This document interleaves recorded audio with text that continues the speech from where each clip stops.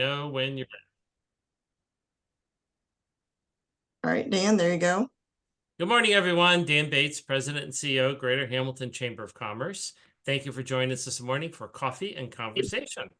Let me tell you the protocol. We are on Zoom, so if you have a question, you can just interrupt the speaker. I'm sure she will not mind. And if you are on Facebook Live, you can type your question in and Laura will get it answered for you. So we're going to find out who everybody is here in just a minute. Now that you have the protocol, we are very excited to have Nancy Cahall and Lisa Kruse here this morning talking about Area Agency on Aging. And I'm sure they'll be talking about some of the services and some things that are upcoming that I think they need your help with, type of thing. So with that being said, we're going to turn it over to Nancy and find out who all of you are. Nancy. Yeah, good morning. I'm Nancy O'Neill. I'm Director of Events and Leadership Hamilton with the Greater Hamilton Chamber. And I'm going to just kind of go in the order you are on my screen. Vanessa, you are first on my screen. Good morning. I'm Vanessa Cummings, pastor of Payne Chapel AME Church, also the Chief Consultant and CEO of Ms. V Consulting in Oxford, Ohio, and I'm also running for state representative. Thank you, Vanessa. Sandy?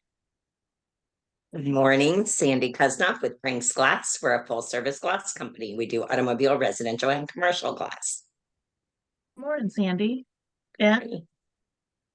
Morning, everyone. I'm Ben Cornish with First Financial Bank. I'm Vice President of Community Engagement and also Financial Education Services. Thanks, Ben. Tracy? Sorry, you said my name right about the time that I accidentally hit a button and you guys got lost. Never fails. I'm Tracy Stivers. I'm the Director of Community Relations for BCW Workforce, which is the workforce board serving Butler County. And I'm really excited to hear what the Council on Aging has to say, because one of the demographics that we serve are seniors. So I'm always being asked questions and always looking for additional resources for our senior community. Thanks, Tracy. Jamie? Good morning. My name is Jamie Estep. I'm a business manager with LCD Agency Services. We are a home care agency.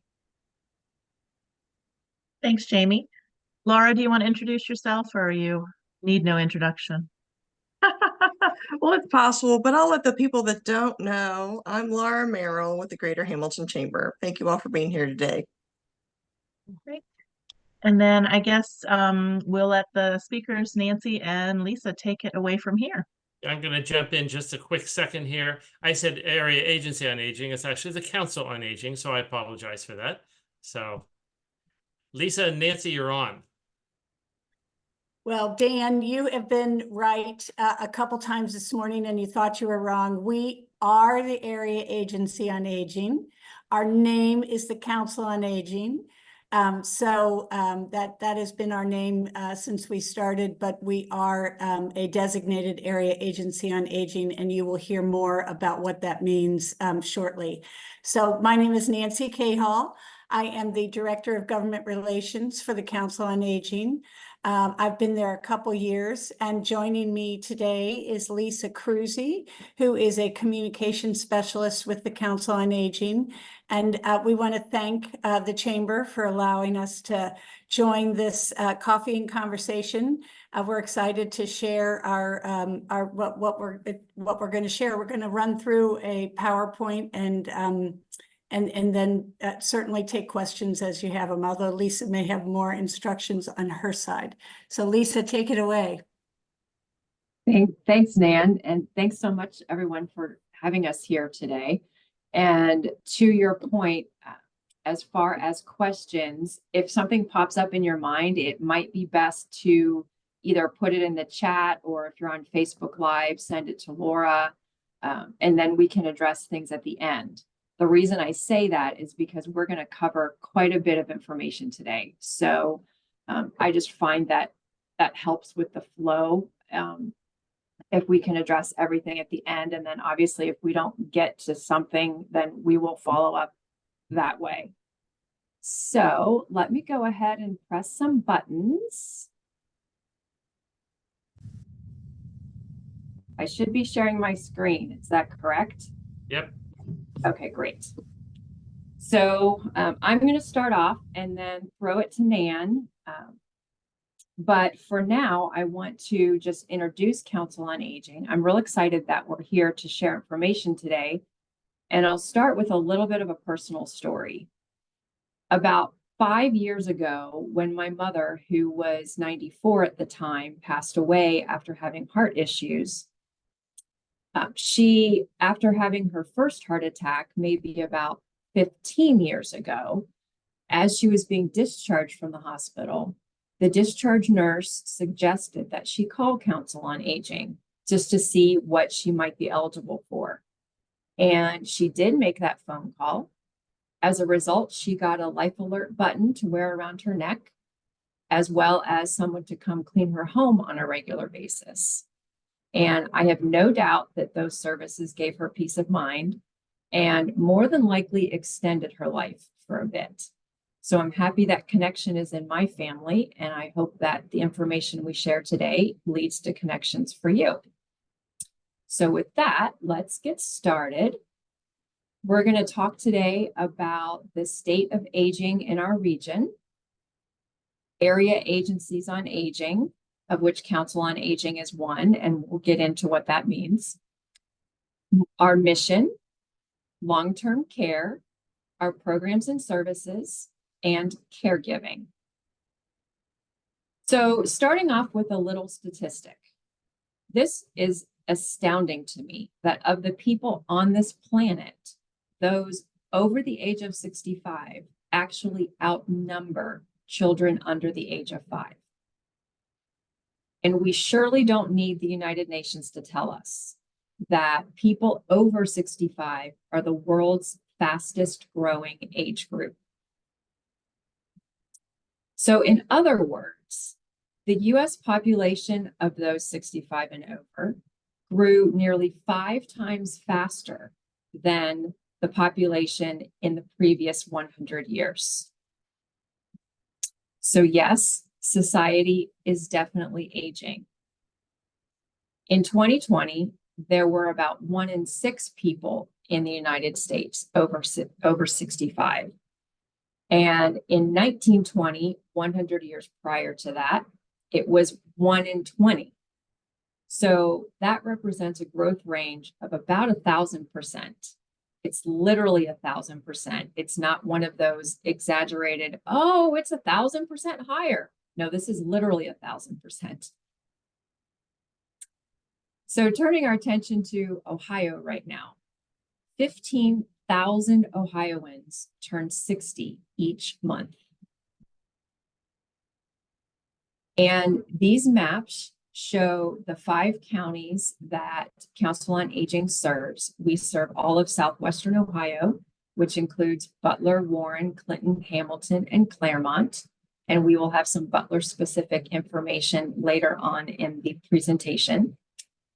But just want to show you these maps that show the percentages of residents in those counties over the age of 60.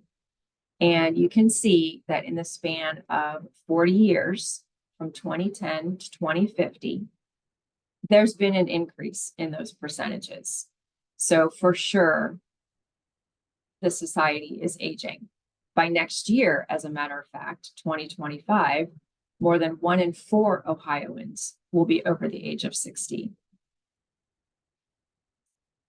So specifically about Butler County, almost 14% of the population is over age 65. Someone age 65 or older is more than 1 in 5 households in the county. More than 1/3 of people age 65 and over have at least one disability. More than 8% of people 65 plus have incomes less than 125% of the federal poverty level. And caregivers are in short supply. Families may be spread out, have more responsibilities, and caregiving is just not as much of an option as it used to be. That might not be any news to anyone on this call. So area agencies on aging, let me just touch a little bit on that. They were created in 1965 with the signing of the Older Americans Act. And there are AAAs, as they're known, not to be confused with the driving people. There are area agencies on aging all over the state and all over the country, as a matter of fact. So if you know of someone outside of the state, outside of our county, needing in the country, needing help with in-home care options, aging resources in general, I would suggest that you start with the AAA in that area. There are 600 nationwide. So finding a AAA can be done through the Elder Care Locator. And that is www.eldercare.acl.gov. So a little bit about long-term care. Contrary to popular belief, long-term care is not a one-way trip to the nursing home. As a matter of fact, it's more likely to be administered in a variety of places, home being one of them. And that's what we're talking about today. So what exactly is long-term care? It's a range of services and supports needed to support someone's personal care needs. Mostly, it's not medical in nature. Rather, it's help with activities of daily living, ADLs. ADLs are things such as bathing, dressing, transferring, going from the kitchen table to the living room couch. There are more complex living skills known as IADLs, instrumental activities of daily living. And those include housework, laundry, transportation, communication. At the end of the day, long-term care can be needed on a short-term basis. Maybe when you're recovering from an illness or a hospital stay or a surgery, or it can be needed on a more long-term basis. So it can be episodic and ebb and flow. It's not pleasant to think about, but 3 things will definitely happen. 1, we will all die. And 2, the run-up could be very expensive. And 3, if you don't plan, you might regret it. So congratulations to you guys for being on this call and thinking about what the future might look like. Speaking of what the future might look like, this slide looks complicated. And it is. There are a lot of moving parts, a lot of things to think about as someone ages. Where am I going to live? Who's going to pay for it? How am I going to get from point A to point B? The bottom line is 70% of people will need long-term care during their lifetime. However, only 30% of us think we will. And we know that 9 out of 10 of us would like to stay home as we age. And Council on Aging has programs and services to help make that happen. And Nan is going to talk to us a little bit more about those. All right, so Council on Aging and our mission. So our mission is very simple.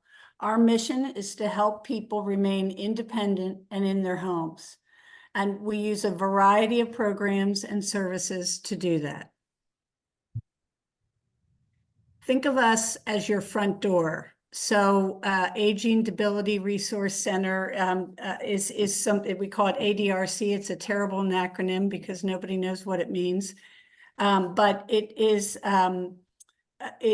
we are the front door for all services. That's part of what our role is as the, under the Older Americans Act. So even if we don't have the answers, even if we're referring you to another program, even if we're connecting you with somebody outside of the programs that we operate. That's our role, is to point you into the right direction for services. So the Council on Aging has been a AAA, Area Agency on Aging, since 1974. We serve older adults. Some of this is duplicative, but we serve older adults, people with disabilities, and caregivers, and through the 5 counties that Lisa pointed out. We're not a government agency, although we do manage a large amount of government funding. We are a nonprofit organization. So we are very tied to the communities in which we work, because 40% of our funding comes from county tax levies. 30% comes from Medicaid programs. And I'm sure everybody on this call may be familiar with Medicaid, but that is the low-income health insurance for seniors. It's not just for seniors, but what we're talking about today is mainly seniors and those with disabilities.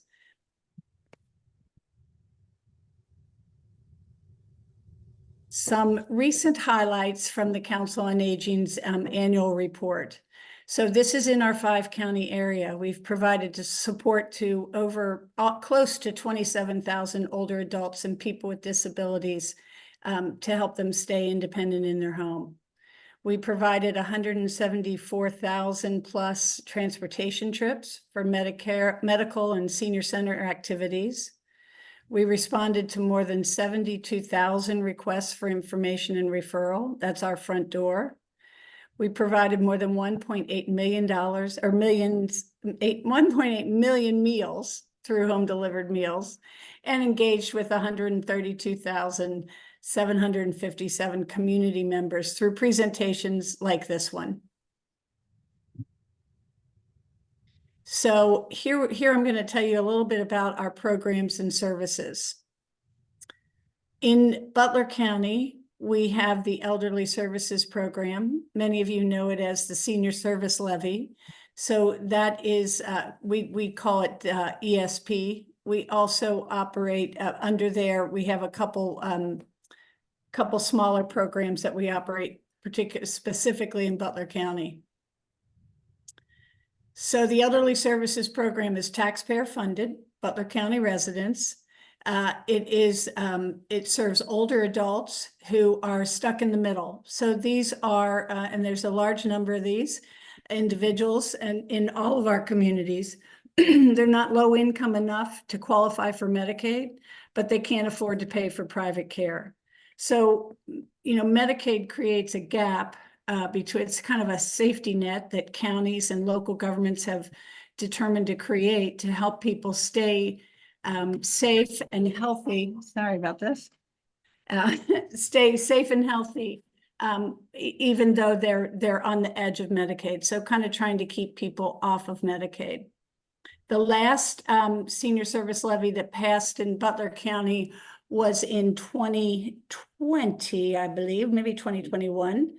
So we're looking at the possibility. It's up to the county commissioners to determine how we partner with the county commissioners to provide the services, but the county determines when and if the levy is on the ballot.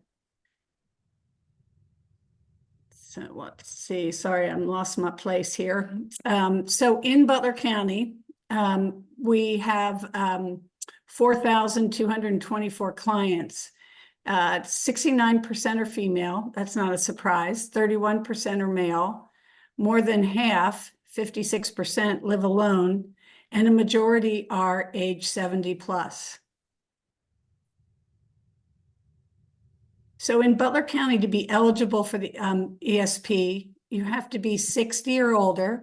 Depending, in other counties, it's 65. You have to need help with certain activities of daily living. There's no income qualification, as there is in Medicaid. There's no income qualification, but we do offer sliding scale co-payments for individuals. Supplements do not replace care already provided by the family. So if the family's already providing services, we try to just improve on that and expand on that. We are also the payer of last resort. So that's pretty important. We're the last one to be to come in and bring services after you've exhausted most of your other options. So an example of some of the services provided via ESP. This is just a list. There's a couple more lists in this presentation, and some of them are similar, some of them are larger, but these are some of the examples of services that are provided. So the personal care, home delivered meals, homemaker services, the minor home modifications, which are really important. Lisa mentioned the electronic monitoring system that we provide. Consumer-directed care is another kind of up and coming, and if anybody wants more information on that, follow up afterwards. That's really where seniors can take control of their own care and who's taking care of them. So those are just a list of some of the services. In Butler County, we offer Fast Track Home. This is not offered in every county we support. So the county commissioners have been very supportive of Fast Track Home, and it has proven to really demonstrate strong results in improving healthcare outcomes for our seniors who are leaving the hospital. So as many of you may have experienced in your lifetime, you have a grandmother or an aunt or somebody in the hospital, and they're going home on Friday, and the hospital says someone will call you on Monday to make arrangements to get your bathroom retrofitted, to get your walker, to get all those things.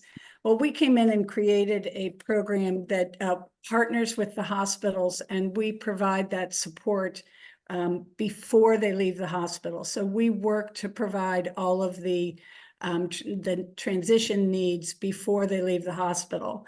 And that has been kind of a game changer for a lot of people. Passport is another low-income in-home care program that the state of Ohio operates. So I'm going to go through a couple different programs in the next section. So Passport is similar to ESP, but it's for individuals, low-income individuals who qualify for Medicaid. The services, there's a larger number of services. So these are generally designated as individuals who are fully nursing home eligible. That's a little different than the ESP program. So we provide the care management, which is part of COA's service providers, where we monitor and take care of their healthcare needs, along with all these other various services that we offer. Ohio, about 10 or 11 years ago, created a pilot program called My Care Ohio, and My Care Ohio is a managed care health program similar to Passport, but it's managed by the health. Our partners are Aetna and Molina in Southwest Ohio, and they provide we contract with them on different levels to provide the care management for seniors in the dual eligible Medicaid, Medicare space. So that just goes through what I just said. So, so in Ohio, My Care is mandatory if you are if you're 18 or older and you live in one of our 5 counties, and you're eligible for both Medicare and Medicaid, you are eligible for My Care. But it's like other insurance, you have to sign up for it. There are 2 other programs. We do serve a number of individuals who are between 21 and 60. And those are people who have disability, and they're eligible for Medicaid and Medicare, not Medicare, but Medicaid. And then the specialized support for adults with severe persistent mental illness, chronic health conditions. So even though we're talking about aging, we do serve disabilities and people with mental health challenges. So caregiving, and I'm going to turn this piece over to Lisa. Thank you, Nan. So let's talk a second about, I say the word caregiving. There might be someone that pops into your mind. Maybe it's you providing care for someone else. Maybe it's someone who needs care provided for them. Maybe it's someone who's providing care for a loved one in their life. A caregiver is a very specific person, but can be just about anyone. A caregiver is unpaid. It can be a spouse, a partner, a parent, an adult child, doing just about anything. Errands, cooking meals, cleaning the house, picking up prescriptions for mom or dad. We really know that many caregivers don't identify as being a caregiver. The word caregiver seems to be pretty formal, and a lot of people think they're just doing what needs to be done. And if they don't identify as a caregiver, then they're less likely to reach out for help. And we have a caregiver support program that provides the one-on-one support for the caregiver to increase a sense of balance in their life, increase confidence, maybe provide some time off in certain circumstances. Caregiving is a really hot topic these days. There are a lot of people that need care, a lot of caregivers that are providing that care. And many times they're thrown into the situation at the last minute with very little notice, with very little training. And the support program can come in very handy for that. As far as eligibility for the caregiver support program, either the caregiver or care recipient must be at least 60 years old and live in one of our service areas. I will mention that there is no age requirement for those providing care for those with Alzheimer's or other neurological disorders. We also have assistance programs that help older adults stay at home independently. Utility assistance programs, home assistance programs. Nan mentioned the minor home modifications, think grab bars for the shower for extra stability, those sorts of things. And feel free to scan the QR code that goes directly to our website. And it does work through a computer screen. I didn't think it would, but it does. I will also mention the Home Energy Assistance Program that the Ohio Department of Development and Council on Aging work together to help low-income Ohioans with utility costs. And there is a summer program and a winter program. And we know that utility bills are doing nothing but going up. So this can also come in very handy. We have an extensive health and wellness program that speaks to the fact that 80% of older adults have at least one chronic disease.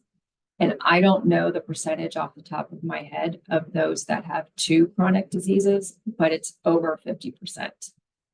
So we have health and wellness workshops that are offered throughout our service area, specifically also in Butler County, that are free. They're free workshops. And what they do is they provide tips and tricks on how to better manage healthcare.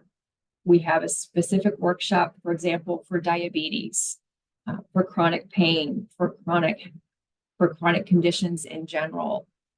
We have Tai Chi. We offer Bingo Size, which combines bingo and health and wellness. It's a very interesting workshop. And we also have a Matter of Balance workshop, which is for fall prevention. And I'll mention the Senior Farmers Market program that is going electronic for this year. There's more information on that on our website. But what it does, being healthy and living a healthy lifestyle means fruits, vegetables, healthy foods, which can be very difficult to come by, not to mention very expensive.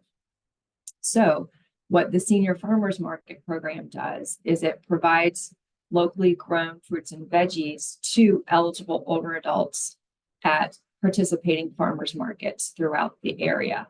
And again, there's more information on that on the website.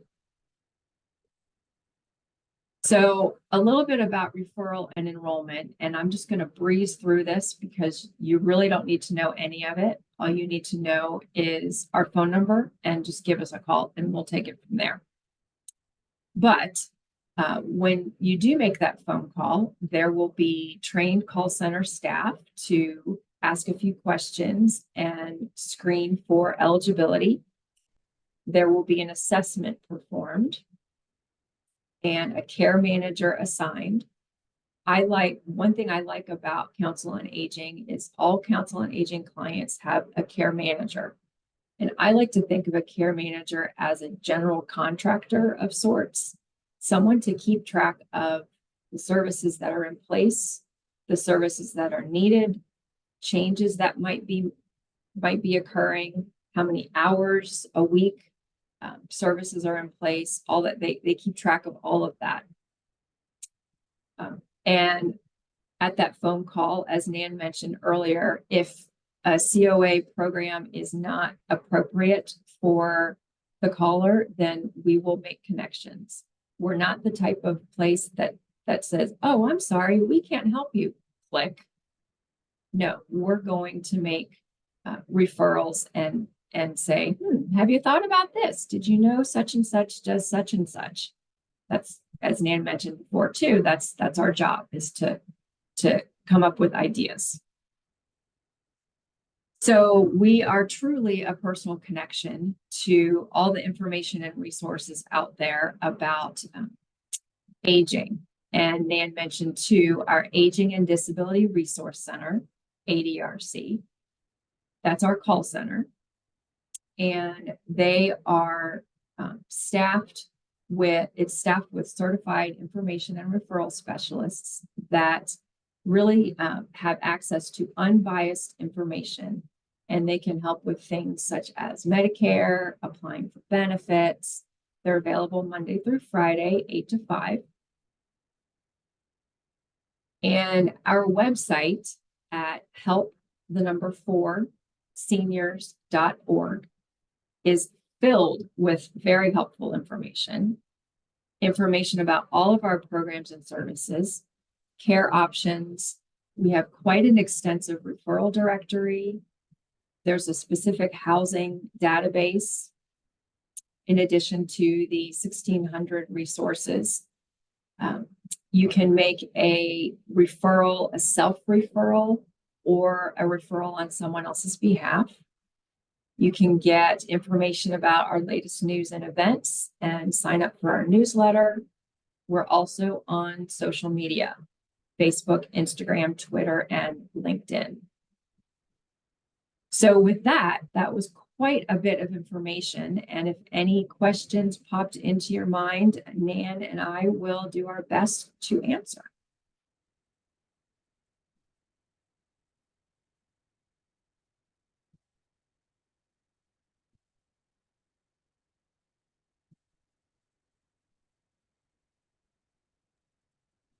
I would just share that I utilized your services when I was taking care of my mother, and the services were excellent. I mean, it does make things a lot easier to have the resources available, and having a caseworker to come out and check in on the family and that kind of thing. It just made a lot of difference. So anytime somebody's dealing with caregiving or senior issues, I always say contact the Council on Aging in their communities, because what you all provide is a lifeline and is a big support. And you can tell us where to get resources if we don't know where to find them. and help us navigate the system. So what you do is essential. And I know for me, it was a blessing to have you all available because it just made a lot of difference in what you could provide. Thank you for saying that.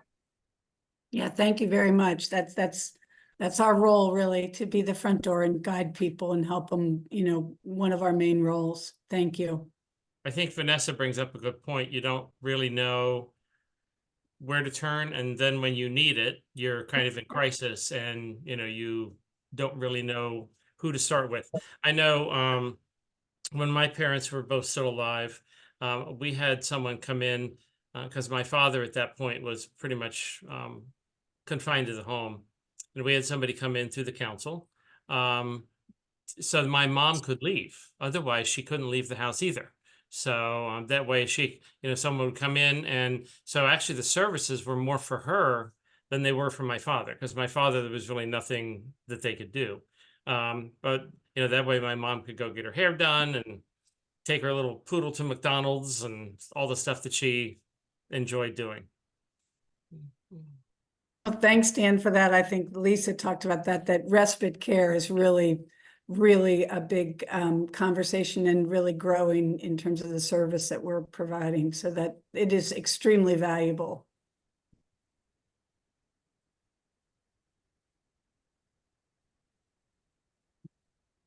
Can I tag in one other quick thing?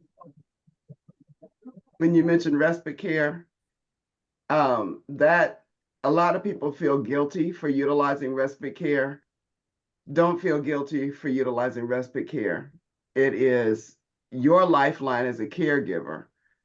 So, I mean, respite care is it's much needed. And a lot of times people are concerned about, is it safe? Is it a good idea? And I always go back to the airline thing. You got to put the oxygen mask on yourself before you can take care of somebody else. And that respite care allows you to get your oxygen back so you can take care of someone else. Exactly. Very well said.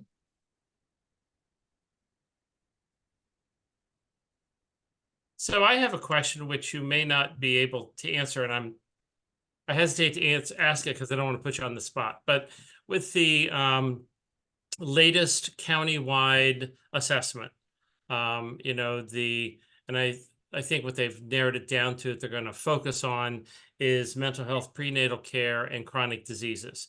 So my question is, does the council have an additional role to play, or is there new information or something in that assessment that is going to shape services or the way you administer those services in the future? Dan, that's I don't have an answer to that question. But I do have a follow-up. When you say the county assessment, I'm not familiar with that. Maybe I need to. Well, that's why I brought it up. Okay, was, it amazes me when they do these countywide assessments and the people who should be tied into them don't always know. There was a countywide assessment done by the all three health departments, and the hospitals were involved. And I know that Tri-Health did their own, but they have combined that information, from what I understand, with what the health departments did in connection with the local hospitals like Kettering and things like that. So it took place last year. They've taken several months to drill it down so that, as they say, people can actually understand it, so that it's not so clinical that everybody goes, I don't know what that means. And I know that I'm very excited because the chamber is going to be taking the lead on how we address chronic care issues, chronic diseases from a county perspective, through the community and the business community. Because everybody either has one or knows somebody who does.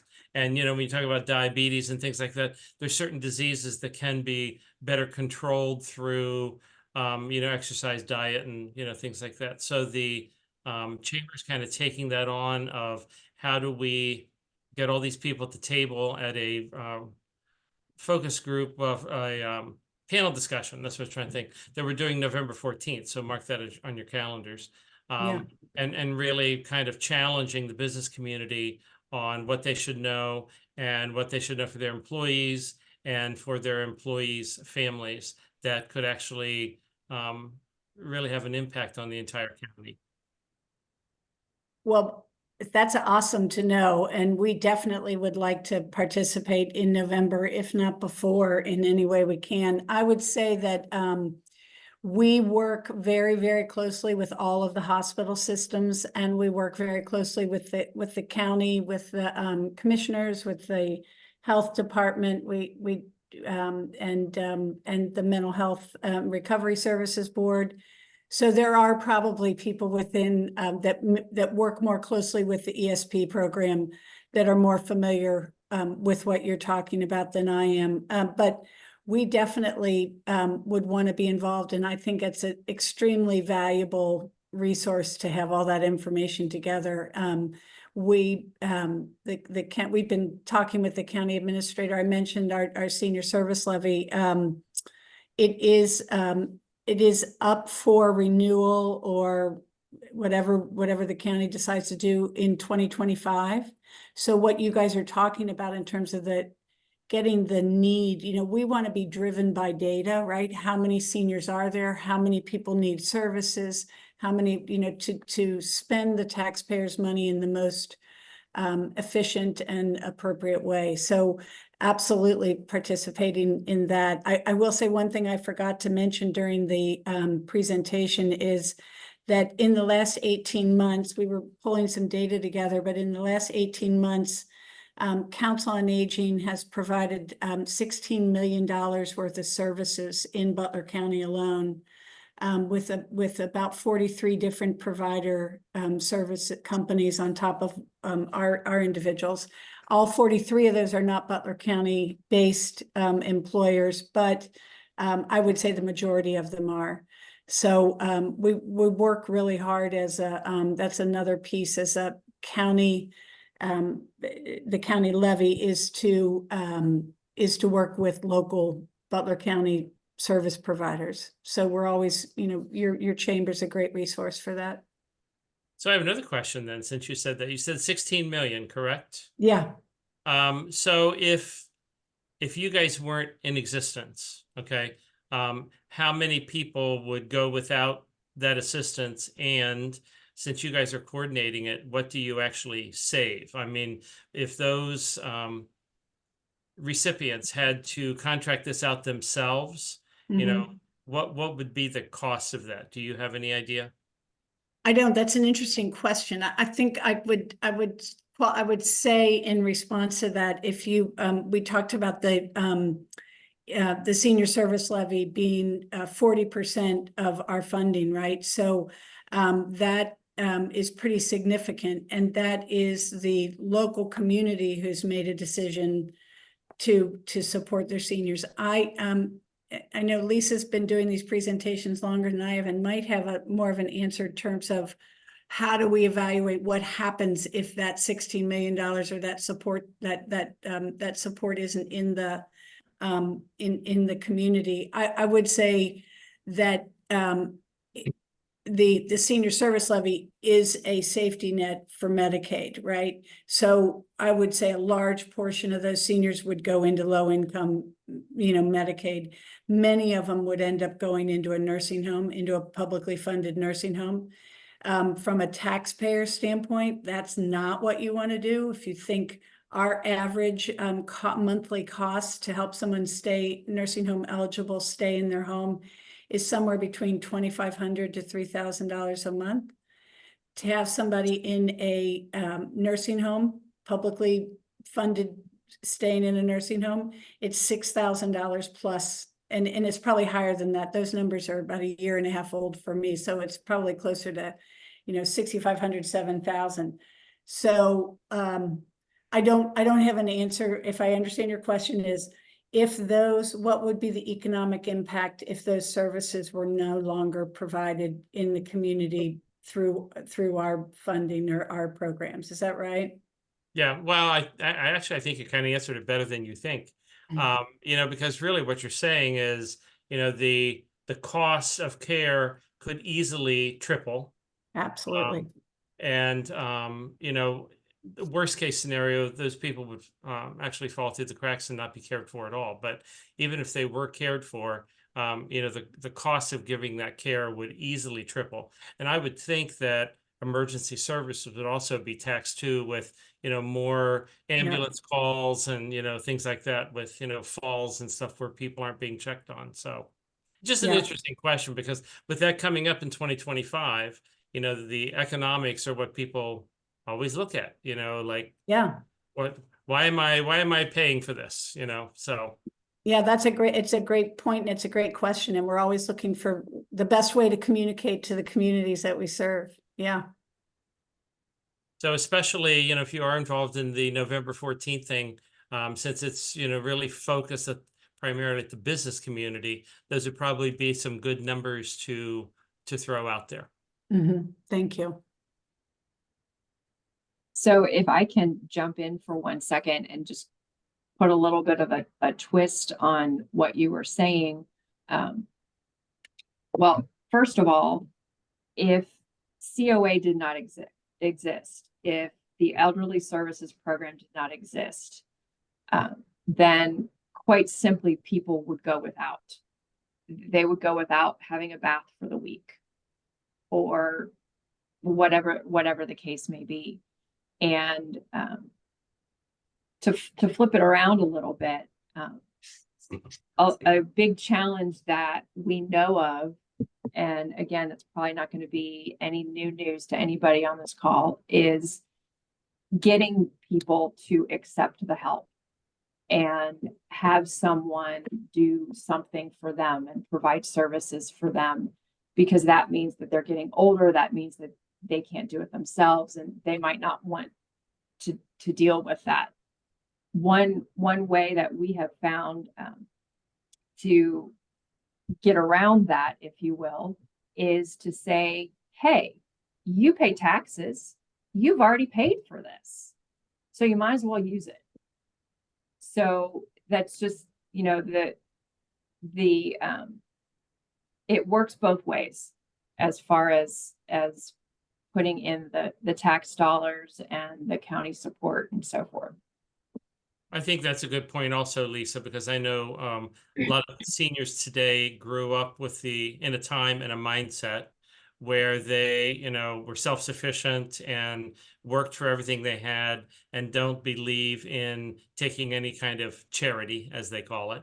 And, overcoming that can be a challenge, because even if they need the service, it's not only having to admit that they really need it, but that, they've really paid into these services already, and that they deserve this, as a long-term taxpayer, homeowners, all that type of thing. And personally, I remember that's the first thing my parents said. No, we don't do that. We don't do that kind of stuff, so. Right. We're not really needy, right? Yes, They think of it, yeah. I think my mother finally signed up for Medicare when she was 80. So she refused up until then. So, different mindset. Sure.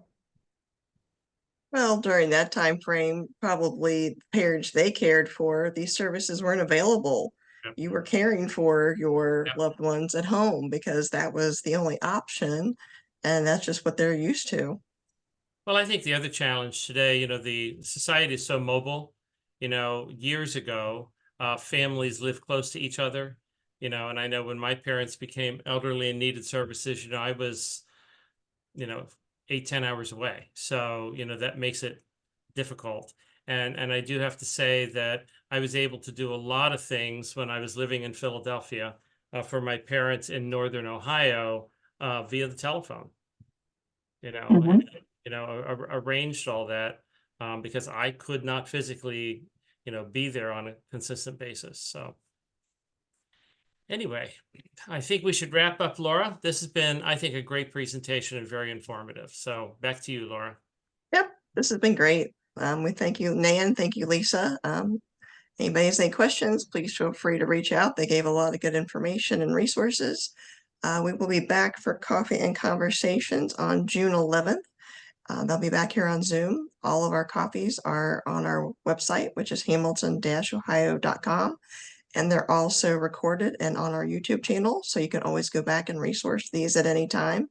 If you need to, share this with someone, you can copy and paste the link, send them this entire presentation. So thank you everyone for being with us, and we will see you all in a couple of weeks.